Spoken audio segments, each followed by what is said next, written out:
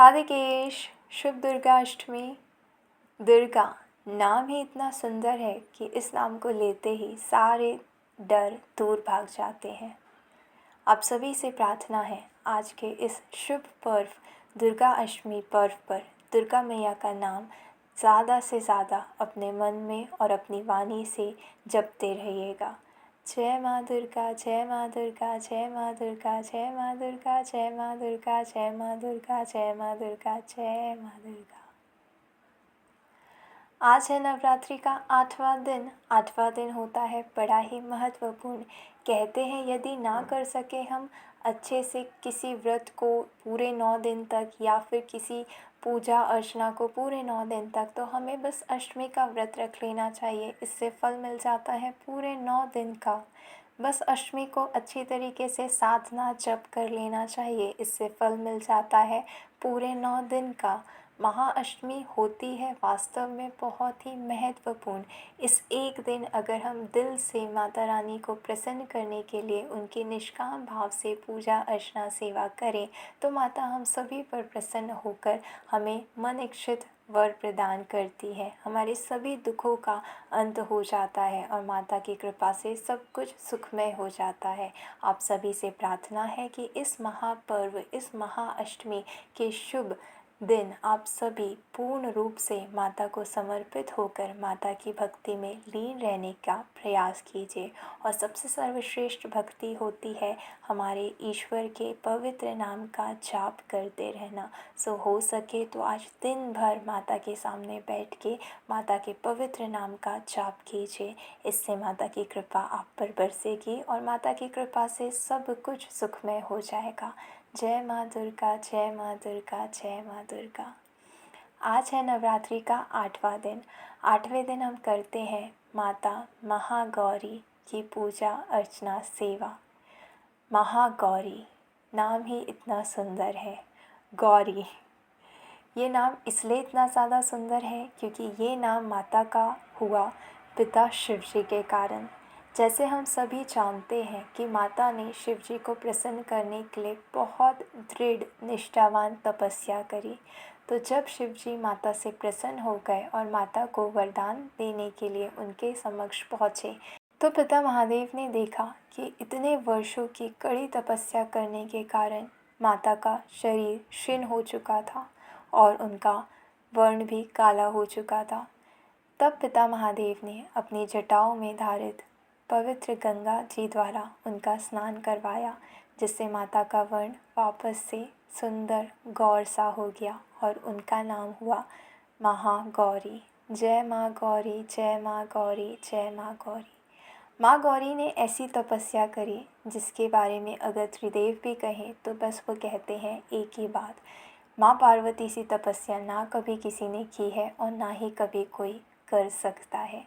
माता की तपस्या अकल्पनीय है। वर्षों तक माता ने केवल फल खाकर तपस्या करी। उसके बाद माता ने केवल बेलपत्र ग्रहण कर तपस्या करी। उसके बाद माता ने केवल जल पर तपस्या करी और फिर माता ने जल और संपूर्ण आहार का त्याग कर बस अपने शिव का नाम लेते लेते वायु पर तपस्या करी। माता केवल वायु ग्रहण करती और अपने शिव जी का नाम लेती रहती और ऐसे वर्षों तक माता ने तपस्या करी। ऐसी तपस्या अकल्पनीय है। जो कोई भी उनकी तपस्या को देखता बस उनके सामने नमन से उनके शीश झुक जाते और सबका एक ही कहना था, माँ पार्वती सी तपस्या ना कभी किसी ने की है और ना ही कभी कोई कर सकेगा। जब माता की तपस्या की बात आती है तो सभी को लगता है माता ने तपस्या करी शिव को पाने के लिए, लेकिन ये सच नहीं है। वास्तव में तो माता ने तपस्या करी सती वियोग के कारण से शिव जी के हृदय में जो दुख बैठ चुका था और जिसके कारण से उन्होंने वैराग्य में समाधि धारण कर ली थी और वो अति दुख में थे। उस दुख को दूर करने के लिए माता ने तपस्या करी। अपने शिव को दुख से दूर कर वापस सुखमय करने के लिए माता ने तपस्या करी। और यही होता है शाश्वत प्रेम, जहाँ हमें अपने सुख की चिंता नहीं होती, लेकिन हम एक क्षण के लिए भी अपने स्वामी, अपने आराध्य को दुखी नहीं देख सकते। माता ने इतने वर्षों तक तपस्या इसलिए नहीं करी ताकि शिव उनके हो जाए। शिव तो उनके ही थे और उनके ही है जन्मों जन्मांतर से। माता ने तपस्या इसलिए करी क्योंकि पिता महादेव बहुत दुखी थे सती वियोग के कारण। माता उस दुख को महसूस कर पा रही थी और माता सब कुछ देख सकती थी, लेकिन अपने शिव को दुखी नहीं देख सकती थी।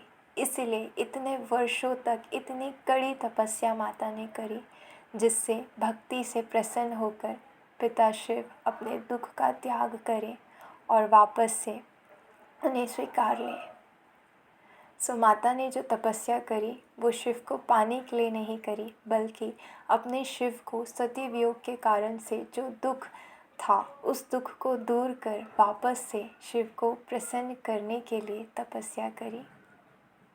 ये होता है शाश्वत प्रेम, जहाँ हम कुछ पाना नहीं चाहते, बस देना चाहते हैं, बस लीन हो जाना चाहते हैं, जहाँ हमें अपनी खुशी का ख्याल नहीं होता, जहाँ हमें हर पल बस अपने स्वामी, अपने आराध्य, अपने प्रेमी की खुशी का ख्याल होता है। हम सब कुछ कर सकते हैं, हम सब कुछ करने को तैयार हैं, बस अपने आराध्य को प्रसन्न करने के लिए। और हम सब कुछ देख सकते हैं, लेकिन नहीं देख सकते तो ये कि हमारे आराध्य दुखी है। ये होता है शाश्वत प्रेम।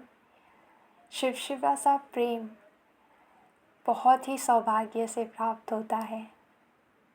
तो जो शिव शिवा की पूजा अर्चना सेवा दिल से करता है, उन्हें शिव शिवा के आशीर्वाद से शाश्वत प्रेम प्राप्त होता है, जिसका बखान तो स्वयं ईश्वर भी नहीं कर पाते।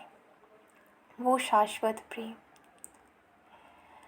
हृदय से प्रार्थना है कि हमारे शिव शिवा का ये शाश्वत प्रेम सदा बना रहे, हमारे शिव शिवा का साथ सदा बना रहे, हमारे शिव शिवा प्रसन्न रहे, हमारे शिव शिवा सदा सदा सदा साथ रहे और हमारे शिव शिवा की कृपा से सभी को शाश्वत प्रेम प्राप्त हो, जहाँ कुछ भी पाने की इच्छा ना हो, जहाँ कुछ भी खोने का डर ना हो, केवल प्रेम हो, केवल देना ही प्रेम हो, जहाँ समर्पण ही प्रेम का दूसरा नाम हो।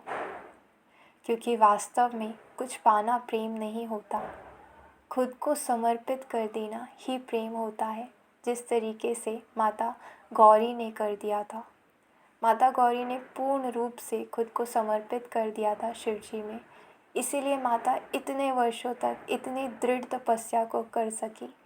जब माँ तपस्या कर रही थी तो उनकी अनेकों परीक्षाएं ली गई, लेकिन माता की निष्ठा, माता का प्रेम इतना सच्चा था कि किसी भी तपस्या, किसी भी परीक्षा में उन्हें कोई भी फर्क नहीं पड़ा।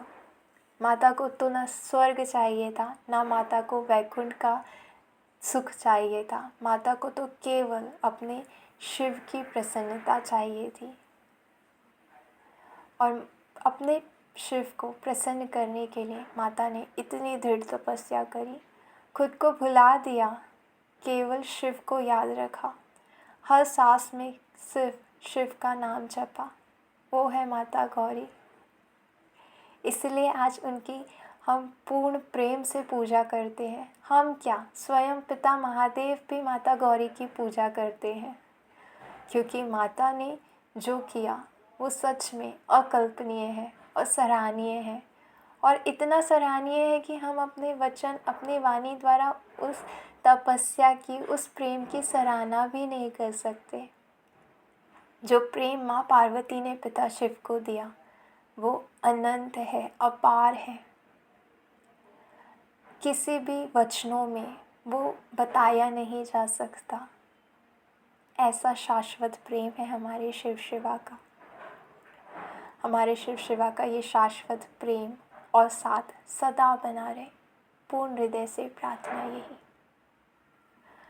आप सभी से भी प्रार्थना है कि शिव शिवा की पूर्ण हृदय से पूजा अर्चना सेवा भक्ति कीजिए, जिससे शिव शिवा प्रसन्न होकर आपको भी ऐसे शाश्वत प्रेम का सौभाग्य प्रदान कर सके। श्री कृष्ण कहते हैं, ये समस्त संसार प्रेम से बना है और जिसने प्रेम को पा लिया उसने समस्त संसार पा लिया। इस समस्त संसार के सुख फीके पड़ जाते हैं जब शाश्वत प्रेम हमें मिल जाता है, और शाश्वत प्रेम केवल और केवल ईश्वर की कृपा से ही मिल सकता है। सो ईश्वर की पूजा कीजिए, अर्चना कीजिए, उनके पवित्र नाम का जाप कीजिए, जिससे उनकी प्रसन्नता से आपको इस सृष्टि का सबसे सुंदर शाश्वत प्रेम मिल सके। जय शिव शिवा, जय शिव शिवा, जय शिव शिवा, जय शिव शिवा। माता पार्वती की कथा से हमें सतीत्व का ज्ञान मिलता है। माता का एक नाम सती भी है, और सती का मतलब क्या होता है? सती का मतलब होता है जो अपनी प्रत्येक सांस में, चाहे आंखें बंद हो या आंखें खुली हो, स्मरण करे केवल केवल केवल अपने इष्ट, अपने आराध्य, अपने स्वामी, अपने पति परमेश्वर का। वो होती है सती। जिसके लिए सब कुछ बस उसके पति परमेश्वर हो, वो होती है सती। जो इस समस्त संसार के सभी सुखों का त्याग कर दे और अपने पति परमेश्वर की ही सेवा में लीन हो जाए, वो होती है सती। माता कहती है, सतीत्व सबसे ज़्यादा शक्तिमान होता है। इस समस्त सृष्टि में अगर सबसे ज़्यादा शक्ति किसी में है तो वो है सतीत्व में। और माता के आशीर्वाद से हर किसी को ये सतीत्व प्राप्त हो सकता है। बस आवश्यकता है तो माता को प्रसन्न करने की। माँ सती के आशीर्वाद से सभी को शाश्वत सतीत्व प्राप्त हो। सतीत्व को प्राप्त करने के लिए आवश्यक है कि हम जानें कि एक सती के गुण होते हैं क्या। वैसे सती में अनेकों गुण होते हैं, जिसमें से 3 गुण प्रमुख होते हैं।